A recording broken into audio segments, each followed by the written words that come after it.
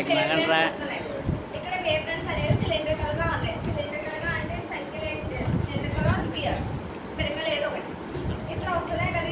ఇలా వస్తున్నాయి అంటే సెమీ సర్కిల్ అనే కదా అర్థం. ఈ సోర్స్ నుంచి వేవ్స్ అనేది ఇలా వస్తున్నాయి. ఇలా వస్తున్నప్పుడు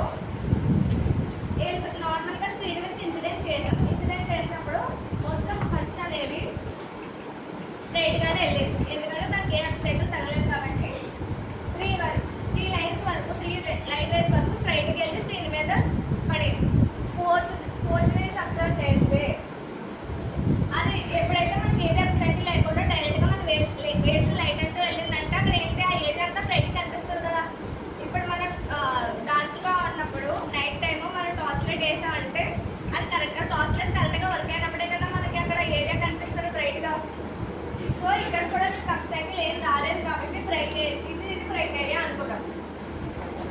ఇక్కడ ఏంటంటే కార్నర్ వచ్చినప్పుడు ఇక్కడ నుంచి కార్నర్ తగిలినప్పుడు హైగన్ థియరీ అని ఒకటి ఉంటుంది. హైగన్ థియరీలో ఏం చెప్తారంటే ఏ వేవ్కైనా ఏ లైట్ వేవ్కైనా సెకండరీ వేవ్ అనేది ప్రోగ్రెషన్ అవుతూ ఉంటుంది అని.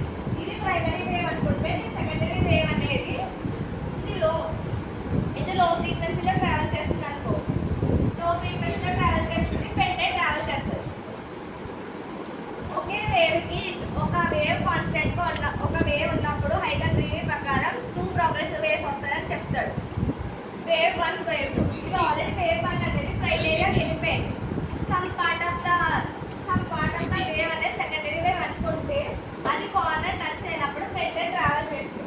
ఇక్కడ ఈ జామెట్రికల్ షాడో అని రాసాం కదా. ఇది ఏంటంటే నేను చెప్పాను ఫస్ట్ చేస్తూ వస్తుంది అంటే షాడో ఎప్పుడైతే డైఫ్రాక్షన్ ఫినామినా జరిగిందో దాని షాడో అబ్జర్వ్ చేస్తే స్క్రీన్ దగ్గర కరెక్ట్గా రాదనమాట. స్టార్ పెట్టి ఇక్కడ ఎంత బాగా అయితే వచ్చిందో అక్కడ అలా రాదు.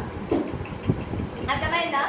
ఇప్పుడు ఒక ఆబ్జెక్ట్ పెట్టాం, లైట్ వేసాం. ఇక్కడ అబ్జర్వ్ చేసినప్పుడు బ్రైట్ ఏరియాలో చాలా క్లియర్గా ఉంటుంది. ఇప్పుడు నేను నైట్ టైము ఏదో కింద పాడేసుకుని లైట్ వేసుకుని చూసినప్పుడు నాకు ఆ థింగ్ కరెక్ట్గా కనిపిస్తుందా లేదా? కనిపిస్తుంది కదా. అలాగే ఒక అబ్స్టాకిల్ పెట్టి నేను ఏదో ఒక హ్యాండ్ అక్కడ పెట్టి ఇక్కడ నుంచి లైట్ వేసి చూస్తున్నాను. నాకు అంత క్లియర్గా కనిపిస్తుంది. అప్పుడు కూడా క్లియర్గా కనిపిస్తుందా? అక్కడ ఏదో ఉందని తెలుస్తుంది. కానీ ఇప్పుడు నేను ఆ రింగ్ ఉంది, కోల్డ్ రింగ్ కింద పాడేశాను అనుకోండి. నైట్ టైం నెదుగుతున్నప్పుడు బ్రైట్ లైట్ నేను ఏది అబ్స్టాకిల్ ఇవ్వకుండా నా ఫోన్ టాచ్ వేసి కింద లైట్ వేసినప్పుడు నాకు కనిపిస్తుంది. అది రింగే అని తెలుస్తుంది. అదే ఒక హ్యాండ్ అది పెట్టి నేను ఫోన్ లైట్ ఇలా పెట్టాను.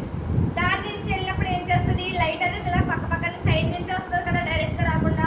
అలాంటప్పుడు ఏం జరుగుతుందంటే కింద ఏదో పార్టికల్ ఏదో రౌండ్గా ఉన్నది ఉంది. అది రింగ్ అవ్వచ్చు, ఇంకేదైనా అవ్వచ్చు, అది తెలియదు. సో జామెట్రికల్ షాడోస్ అంటే అవి 10 ఎడ్జెస్తో వస్తాయంటే షార్ప్గా ఎడ్జెస్ ఉండకపోవడం వల్ల మనకు తెలియదు ఏంటి అని. ఏదో ఉన్నది తెలుస్తుంది కానీ అది ఏంటో తెలియదు. ఓకేనా? క్లియరా?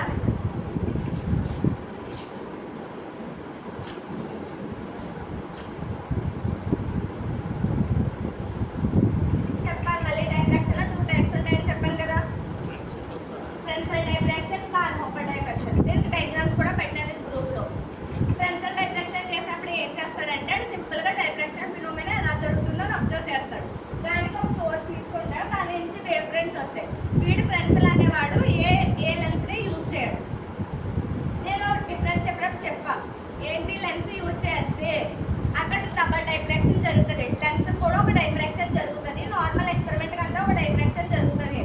అది కాంప్లెక్సిటీ అయిపోద్ది అనుకుని వాడు ఏ లెన్స్ వాడకుండా ఒకటే సోర్స్ తీసుకున్నాడు. దాని నుంచి వేవ్ ఫ్రంట్స్ని ఒక స్లిట్ పెట్టి దాని లోపలికి పంపించాడు. పెంటే ట్రావెల్ చేసి డైఫ్రాక్షన్ ఫినామినా జరిగింది. ఒక సమ్ పర్టికులర్ పాయింట్ దగ్గర డైఫ్రాక్షన్ ఫినామినా జరిగింది అని నాకు చెప్పాడు. ఇక్కడ పాయింట్లో కూడా అదే రాస్తాం కదా. ఇక్కడ ఎక్స్పెరిమెంట్ కండక్ట్ చేసినప్పుడు ఏం చేస్తామంటే మనం పెట్టే స్క్రీన్కి అబ్స్టాకిల్కి అలానే సోర్స్కి ఫైనల్ డిస్టెన్స్ ఉంటుంది. అందుకే దగ్గరగా పెట్టుకుంటాం అనమాట. ల్యాబ్లో ఎక్స్పెరిమెంట్ కండక్ట్ చేస్తాం. అర్థమైందా? మీకు స్క్రీన్ అంటే ల్యాబ్లో ఎలా ఉంటుందంటే ఒక గుడ్డుది ఉండి లోపల ఒక వైట్ క్లాత్ ఉంటుంది. అది ఇలా పెడతారు. దాని మధ్యలో అబ్స్టాకిల్కి ఒక టిన్ ప్లేట్ లాంటిది ఉంటుంది. దానికి చిన్న హోల్ మాత్రమే ఉంటుంది. అంటే హోల్ అంటే చాలా నేరో డిస్టెన్స్ ఉంటుంది. దాని నుంచి లైట్ వెళ్ళినప్పుడు దీని నుంచి వెళ్ళి దాని మీద డిస్ప్లే అవుతుంది. బయట దాని మీద మనకు తెలుసు కదా, తెరల మీద మూవీస్ వేస్తారా? ఇప్పుడు ప్రొజెక్టర్ కూడా అంతే కదా.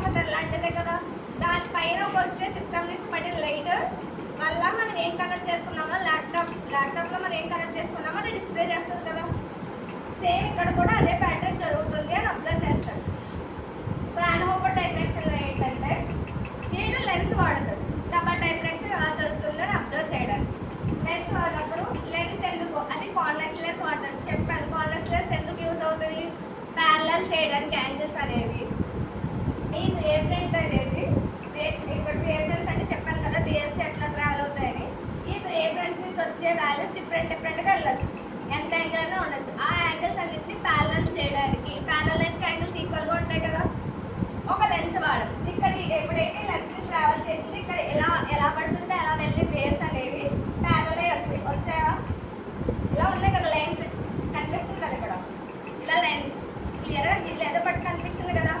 తర్వాత మళ్ళీ ఇంకో కాన్వెక్స్ లెన్స్ వాడాం. మళ్ళీ ఎందుకు కాన్వెక్స్ లెన్స్ వాడామంటే ఈ కాన్వెక్స్ లెన్స్ వాడకపోతే ఏ పాయింట్ దగ్గర మనకి ఇంటర్ఫియరెన్స్ అనేది జరిగిందో డైఫ్రాక్షన్ అనేది జరిగిందో తెలియదు. ఇలా ఉన్నవి మళ్ళీ కాన్వెక్స్ లెన్స్ ప్లేస్ చేస్తే ఇలా ప్యారలల్ లైన్స్ వస్తున్నాయి కదా.